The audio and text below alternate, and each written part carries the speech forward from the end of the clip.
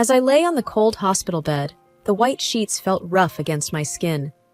The room was silent, except for the rhythmic beep of the heart monitor beside me. I was tired, both physically and mentally, with the weight of my condition pressing down on me. Dr. Wilson had visited earlier and explained that I had an ulcer. He told me that it was partly because I had been holding in a lot of negative emotions. "I recommend you talk to someone, Mrs. Evans. Holding on to those emotions isn't good for your health," he said, adjusting his glasses. "I'll think about it, doctor," I replied, nodding slowly. Soon after Dr. Wilson left, David entered. My husband of 15 years, David was a tall man with brown hair that was starting to gray at the temples. His suit was impeccable, always tailored to perfection. However, his face now showed signs of stress and impatience. "Jane," David started, clearing his throat, "I've been doing some thinking." I turned to look at him, waiting for him to continue. He took a deep breath. "I want a divorce." I felt a pang in my chest, but not of heartbreak, more of realization. It felt like something I had been expecting for a long time. "All right," I said simply. David looked taken aback. "That's it? Just all right?" "I guess I've seen it coming, David," I admitted, "though I never thought you'd tell me while I'm in a hospital bed." A nurse, Melissa, who was attending to some paperwork nearby, looked up. She was young, perhaps in her mid-20s, with bright blue eyes and blonde hair pulled into a ponytail. She gave me a concerned look. "Are you okay, Mrs. Evans?" David scoffed. "Of course she's fine. Aren't you, Jane?" I ignored him, turning to Melissa. "I'll be okay. Thanks for asking." "Why are you so calm about this?" Melissa whispered, genuinely curious. With a small smile, I leaned in closer. "I have a little secret, something that will make everything all right in the end." David, not hearing our exchange, glanced between us, looking annoyed. "I'll get the papers started then," he said tersely. As he left the room, I couldn't help but feel a mixture of sadness and relief. I knew that this was just the beginning of a new chapter in my life. And though the circumstances weren't ideal, I felt strangely hopeful. The hospital room was quiet, with only the soft murmur of the TV in the background. I started to drift into a state of introspection, remembering simpler times. The day David and I met felt like it was just yesterday. We were introduced by mutual friends at a local coffee shop. The initial days were filled with laughter, shared interests, and many dreams for the future. "Jane, have you ever thought about traveling the world?" David had once asked me during one of our early dates. "I've always wanted to," I replied, taking a sip of my coffee. "But you know, life gets in the way. Work, responsibilities." David smiled warmly. "Maybe we can do it together one day." I chuckled. That sounds like a dream. But as the years went on, things changed. David got a high-paying job, and suddenly, money became a focal point in our lives. We moved into a big house, drove expensive cars, and attended high-profile events. It was a life many dreamed of, but it felt empty to me. "I bought another painting today," David said one evening, showing off a piece of artwork that cost more than what I earned in a month at the bookstore. "It's beautiful," I replied, trying to show enthusiasm. But deep inside, I missed our simpler days, when happiness wasn't measured in monetary terms. The stark difference in our earnings soon became a sore point. David would often berate me for not making enough, and for spending too much time at the bookstore. "Jane, can't you find a better job? Something that pays more?" he once asked. "This is what I love, David," I retorted, frustration evident in my voice. "I thought you of all people would understand." His reply was cold. "Well, love doesn't pay the bills." Health concerns started adding to our strained relationship.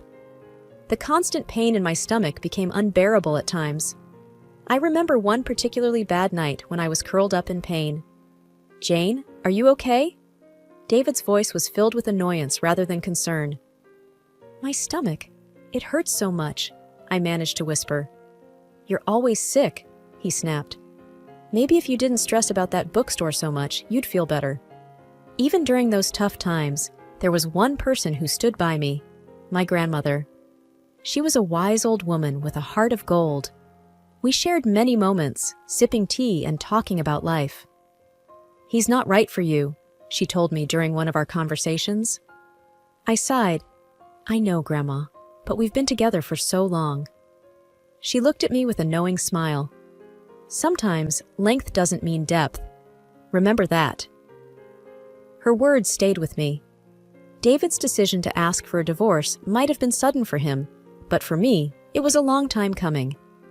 And as I lay in the hospital bed, clutching the letter from the notary, I felt a sense of clarity and direction for the first time in years. My grandmother had passed, leaving me $3 million. But there was a catch.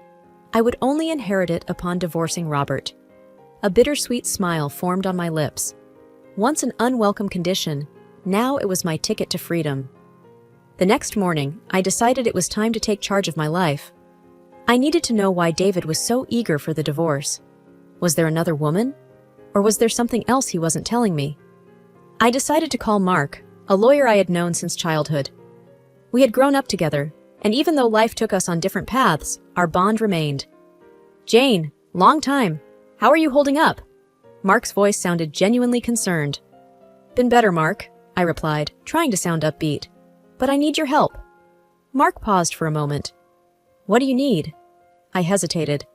"I need to know why David wants a divorce so urgently. Can you find out?" There was a short silence. "You think he's up to something?" "I just have a gut feeling. Something's off." "All right," Mark said. "I'll hire a detective to tail him, see what he's up to." I felt a weight lift off my shoulders. "Thank you, Mark." A few days later, Mark called with news. "Jane, you were right. David's been seeing someone." My heart sank. "Who is she?" "He's been spending time with a young girl, probably in her 20s. Tall, model-like. Our detective has taken some photos." I sighed. "I need to see them." Mark arranged for me to meet with the detective later that day. The detective, a stern-looking man named Carl, showed me several pictures of David and the young woman. "That's him," Carl pointed to David in one of the photos. "And her name is Clara. She's a student, but has an interesting past." "What do you mean?" Carl hesitated. "She's been involved with a few rich men before. It seems she has a pattern." I felt a rush of anger. "So, she's using him?" Carl shrugged. "Looks like it, but there's more. We found out she's currently working for an escort service." I took a deep breath, trying to process everything. "Thank you, Carl." As I left the detective agency, a plan began to form in my mind. David wanted a divorce? Fine. But I wasn't going to let him walk away without a fight. He would regret the day he decided to betray me. The following week was a blur of hospital tests and treatments. But between the needles and medications, I had a surprise visitor. An elderly man named Mr. Graham, whom I had occasionally seen during my daily hospital walks. With white hair, a cane, and wise eyes, he seemed to be always engrossed in a book. "Hello, Jane," he greeted me with a warm smile as he walked into my room. "Hello, Mr. Graham. To what do I owe the pleasure?" "I've heard you work at a used bookstore," he said, taking a seat near my bed. "Yes, I do. It's a small place, but it has its charm." He nodded appreciatively. "I've always had a passion for books. Over the years, I've collected many rare editions. And, well, there's one particular book I thought you might be interested in." My curiosity was piqued. "Which book?" "It's an old, rare copy of Pride and Prejudice. You see, my late wife loved that book. She told me stories about her family's connection to it." I was taken aback. "That's one of my favorites. I've always wanted to have a rare edition." Mr. Graham smiled kindly. "I thought so. Well, I'm willing to sell it to you." "That's a generous offer," I said, my heart racing. "But there's a problem. I recently had some financial issues. David, my husband, took all the money from our joint account." Mr. Graham frowned. "I'm sorry to hear that. But for the book, we can work out a reasonable price, or even a payment plan." I smiled, touched by his kindness. "Thank you, Mr. Graham. I'd like that." Our chat was interrupted by a call on my mobile. It was David. "Jane, have you signed the papers yet?" he demanded. "Not yet, David. I told you, I'll do it after I leave the hospital." Just get it done, he said irritably before hanging up. I sighed, feeling deflated. Mr. Graham looked at me with sympathy. Relationship troubles? I nodded. He's eager to get rid of me. Mr. Graham leaned forward. You know, life has a way of bringing unexpected joys even in the midst of our struggles. Perhaps this book is a small token of that. I smiled, wiping away a tear. Thank you, Mr. Graham. You have no idea how much this means to me. As he left the room, I held the book close, feeling a strange sense of comfort. In the midst of chaos and heartbreak, this little piece of literature became a beacon of hope. After my release from the hospital, I met with Mark to strategize our next steps. The evidence against David was strong, and I was ready for confrontation. Mark handed me a file. Everything you need is here. Pictures, documents, everything. I nodded, feeling a mix of anxiety and determination. Thanks, Mark. I appreciate everything you've done. He looked at me seriously. Just remember, be strong. David might try to manipulate or guilt trip you. I'm ready, I affirmed. The confrontation was set for an upscale restaurant downtown. David had chosen the place, probably to flaunt his financial superiority. As I walked in, I saw him seated at a corner table with Clara, the young model. Her presence was unexpected, but made me more determined. David smirked as he saw me. Took you long enough. Traffic, I replied curtly. He gestured to Clara. You remember Clara, my secretary? I smiled sweetly at her. Of course, how could I forget? David, eager to get things underway, said, So, have you signed the papers? I looked at Mark, who handed over a document. David quickly scanned it, his smirk fading. What's this? He asked, sounding genuinely confused. It's a demand for a significant share of your assets, Mark replied coolly. David laughed. On what grounds? Mark slid over the pictures of David and Clara. On these grounds, infidelity. Clara looked horrified, her eyes darting between the pictures and David. David's face went red. This doesn't prove anything. Mark wasn't fazed. It's enough, and there's more. He handed over another set of photos showing Clara with different men. David looked at Clara, betrayal evident on his face. What is this, Clara? Clara stammered. I can explain. I chimed in. No need. Mark already explained to me about your profession. David looked crushed. His grand plan had backfired spectacularly. I decided it was time to deliver the final blow. Oh, and by the way, David, my grandmother passed away and left me a substantial amount. So don't worry about the dinner bill. I've got it. The look on David's face was priceless. The combination of shock, regret, and realization was almost poetic. I stood up. This is the last time you'll see me, David. Goodbye. Walking out of the restaurant, I felt a sense of freedom I hadn't felt in years. I was finally free from David's toxicity, and it was time for a fresh start. The past few weeks after the restaurant incident had been a whirlwind of changes. The whole town buzzed with news of David's fall from grace, and the whispers and pointed fingers were unavoidable whenever he made a public appearance. One afternoon, my phone rang, displaying David's number. I hadn't expected him to call ever again. Still, out of sheer curiosity, I answered. Hello? Look. David's voice was rough, almost desperate. I need to ask you something. My defenses immediately went up. What do you want? He hesitated, and I could almost picture him struggling for words. I need a loan. I raised an eyebrow. You want money from me? Yes, he sighed, his voice breaking a little. I spent a lot on Clara, on gifts, travels, everything she asked for. Plus, there are debts I've accumulated. I thought I had it under control, but now with everything falling apart, I just need some help to get back on my feet. His confession did give me a moment of satisfaction, but I remembered how he had treated me in the past, his condescending words and attitude. You told me once that I shouldn't spend money on myself because I'm an uninteresting woman, I said coldly, recalling his exact words. Why should I help you now? He was silent, likely recalling that painful memory. I waited. I'm sorry for what I said, he replied. It was wrong, but I really need this. I took a deep breath. David, you made your choices, and now you have to live with the consequences. I won't help you. I could hear the desperation growing in his voice. Please, just think about it. I'll do anything. No, I responded firmly. Goodbye, David. I hung up and took a deep breath, feeling the weight of the past finally starting to lift off my shoulders. I was in control of my life now, and no one could take that away from me. The courtroom buzzed with murmurs, everyone exchanging opinions and whispers, but my focus was sharp. I looked straight ahead, bracing myself for the face-off. The mahogany doors opened, and in walked David, his hair disheveled, and his face reflecting sleepless nights. He still managed to look charming, but I saw through it. Mark, my lawyer, stood tall beside me. Stay strong, he whispered. Today is the day we set things right. David approached hesitantly, his eyes pleading. Can we talk? Just for a minute? I nodded towards Mark, signaling him to give us a moment. Make it quick. David took a deep breath. I'm so sorry.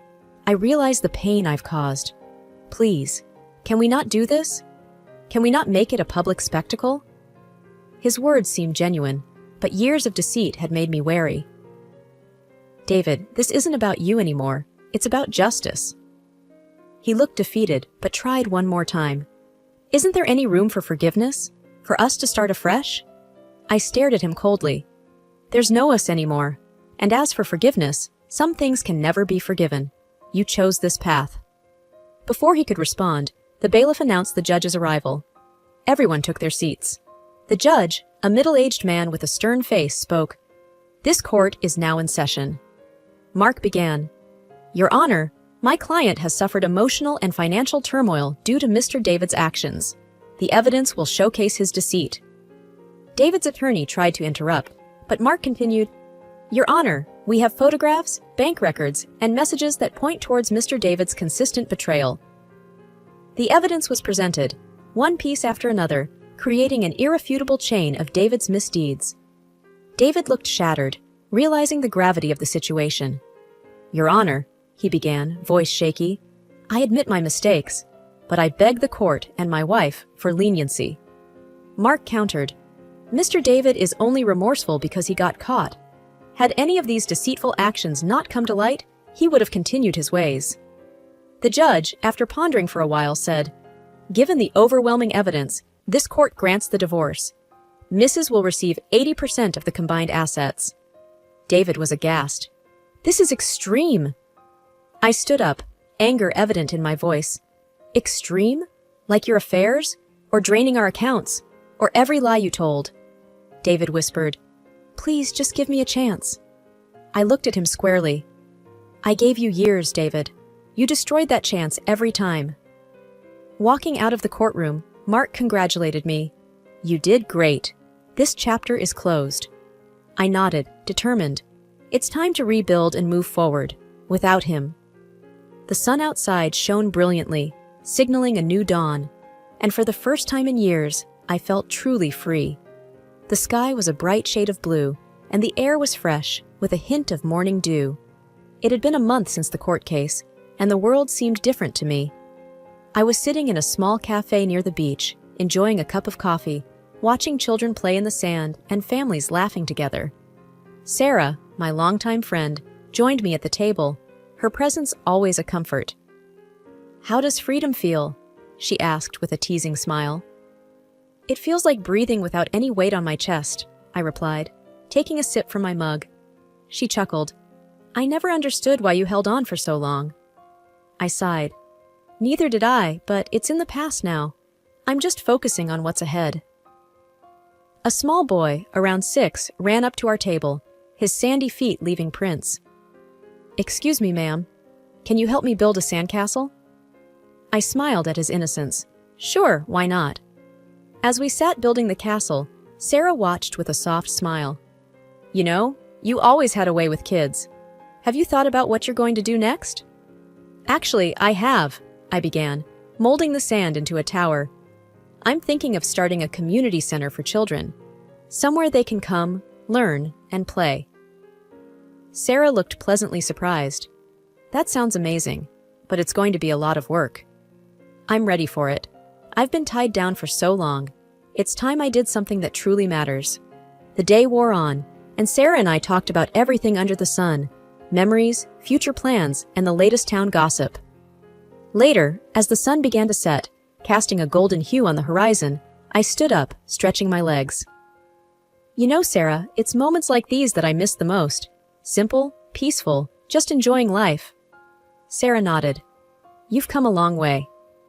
A familiar face approached our table. Mark. He looked different in casual wear, less the stern lawyer and more like an old friend. I hope I'm not interrupting, he said, a smile playing on his lips. Not at all, I replied. Have a seat. He sat down. I was in the area and thought I'd check on you. How have you been? Better, I said. Much better. Sarah, always the tease, chimed in. You two should hang out more. You're both single, after all. Both Mark and I blushed, exchanging an awkward glance.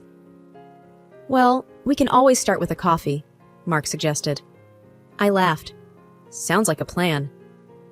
As night fell, the three of us walked along the beach, feeling the waves touch our feet, the vastness of the ocean reminding me of the endless possibilities that lay ahead. Life was no longer about the past. It was about seizing the day, making a difference, and perhaps, just maybe, finding happiness again. Days turned into weeks, and weeks into months. The community center became a reality, a place bustling with kids, laughter, and learning. Mark and I grew closer, our bond strengthened by mutual respect and understanding. One evening, as I stood on the balcony of my new home, looking at the vibrant colors of the setting sun, Mark came up behind me. You've done it, he whispered. I turned to face him. We did it. Together. He pulled me into a hug, and we stood there, looking out at the horizon, knowing that the past was behind and a new dawn awaited. And as the first stars twinkled in the early night sky, I realized that sometimes endings are just new beginnings.